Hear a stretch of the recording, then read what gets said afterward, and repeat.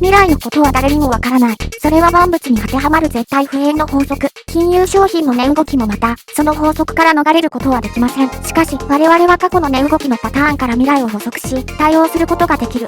その対応力こそが、市場に生きるトレーダーたちが持つ最大の武器となるのです。さあ、今回も始まりました。FX チャートタワーバトルのお時間です。実況席には私ゆきなと解説のウプ主さんをお呼びしております。よろしくお願いします。一般にトレードの世界でチャートといえば、このような過去の値動きを時間経過で表記したものも言いますが、その形状は実に様々です。この競技では、その多くのチャート形状に着目し、それらに適した対応力を競っていただきます。対応を誤り、チャートを先に崩してしまうのは一体どちらの選手となるのか、今回も熱い試合を期待したいところです。チャート形状は一つとして同じものはありません。そんなチャートにどのような対応を見せてくれるのか、私も非常に楽しみにしております。トレード経験者も飽きさせないこの競技。まずは選手の紹介からさせていただこうと思います。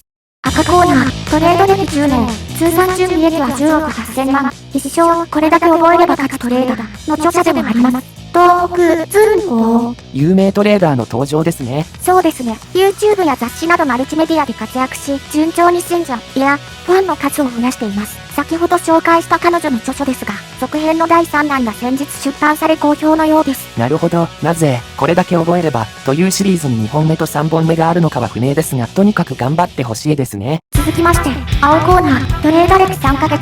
颯爽と現れた未知の新星、直感に従い、レバレッジ1000倍を使いこなす女、めいめい、ひまわり。最近 SNS を中心に知名度を伸ばしているトレーダーですね。彼女は自分の感覚のみを頼りに取引を行うそうです。ミステリアスな展開を見せてくれるんでしょうか。レバレッジ1000倍というと海外口座を使用しているということになるでしょうか。そうなると儲かるのも一瞬ですが、損するのもまた一瞬ということになるでしょうね。私には運がいいだけに見えてしまいますが、やはり隠されたテクニックとセンスを持っていると思っていいでしょう。運がいいだけでしょうね。さあ、選手の準備が整いました。早速競技スタートです。先行は本人の希望でひまり選手に決まったようです。風がそう告げている。トレード界の新星は速さも重視するか。ちなみにこの競技は先行不利です。まず出現しましたのは、アルファベットのダブルを模したこの形状、ダブルボトムです。これは、上だな。感覚に頼るまでもなく上昇を予見するパターンです。パターン分析の書籍では、上昇の初動として紹介されるスタンダードな形ですね。まずは小手調べといったところでしょうか。初手でスタンダードなこの形状ということもあり、これは困ることはなさそうです。順調な滑り出しです。さて、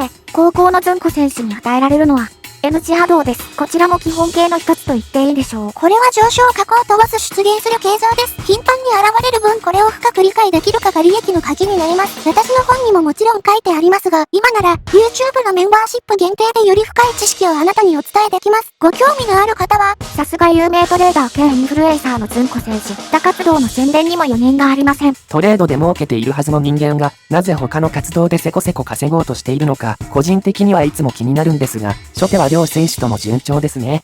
さあ、どんどん進めていきます。ところで、今回の対戦にはアメリカドル、日本円のペアが使われているようですが、これについてはどうでしょうか？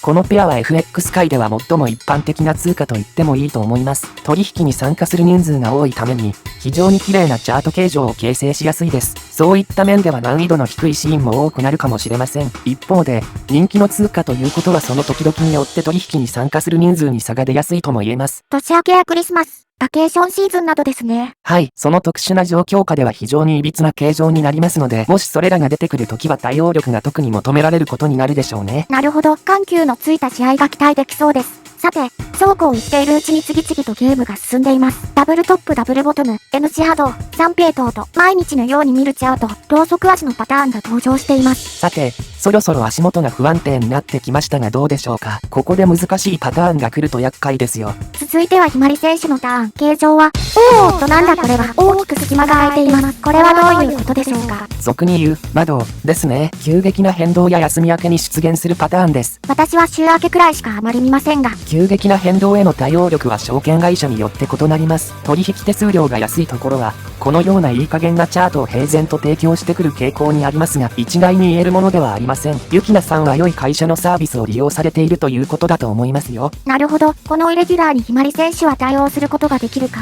なかなか難しそうですね。ここは経験がものを言うところです。ぐるぐると決めきれないところで着地しました。なんとかここはしのいだようです。なんか、いける気がした。ふわふわとしたコメントのひまり選手を尻目に、高校ずんこ選手のチャートは、おーっと、これはなんだ、一的な上昇チャートだ。これは2023年3月から10月までのチャートですね。これが冷やしですからさらに驚きです。日米の金利政策の違いが生んだものになります。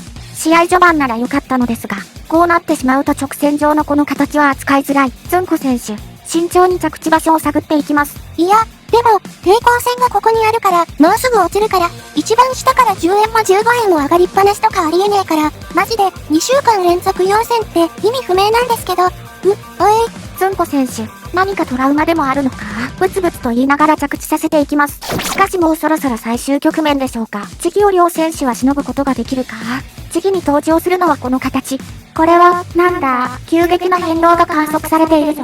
なんと、2019年1月3日、フラッシュクラッシュだ。てか切り抜きが雑だな、おい。私も編集技術の発展途上です。見逃してください。年明けからアップルの不況を口実に、大口がしでかした一件ですね。ちなみに、この頃に SNS 大好き大統領がアメリカに出現し市場を騒がしていましたが、これについては珍しく彼の発言指導ではありません。ひまり選手、どう対処するか、いや、できるのか？ひまり選手、様子を見ているのか、全く動きません。おっと、ズンコ選手の様子もおかしいようです。一瞬でロスカットとかありえねえから、おい、3円下で強制決済とかありえねえから、朝起きたら口座金額の桁が2つ減ってるとかありえねえから、おい。トラウマが再び蘇ってきたようです。このままプレーは続けられるのか？さて、ひまり選手の方ですが、おや、依然として動きがありません。いや、これは、ひまり選手は最終手段に出たようです。それは、一体どういう、ひまり選手、眠っている、試合中になんということだ。これはまさか。その通りです。FX 初心者がよく使用する必殺技、気絶投資法です。自分に不都合な状況がそのうち勝手に好転することを願った手法ですね。さすが新星、判断が早いです。しかし、それで全ての相場を乗り切れるわけではありません。これは、落ちていく。耐えきれません。ここでゲームセットです。勝負の決め手はフラッシュクラッシュでしたね。やはり取引に参加する人数が少ないと、大口はやりたい放題です。対応しきれませんでした。激戦の勝者はズンコ選手です。おめでとうございます。意識のない敗者と、泡吹いて動かない勝者。実に熱戦でした。それでは今回はこの辺で、また次回。お疲れ様です。お疲れ様です。ダブルノックダウンになるとは思いませんでした。私はよくわかんないんですけど、トラウマってそんなにできるもんなんですか？まあ思っててもできないことってありますからね。って言っても FX って損切りすればトラウマは免れそうなもんですけど。ゆきなさん。損切りできたら苦労はしないんすよ。お前もかよ。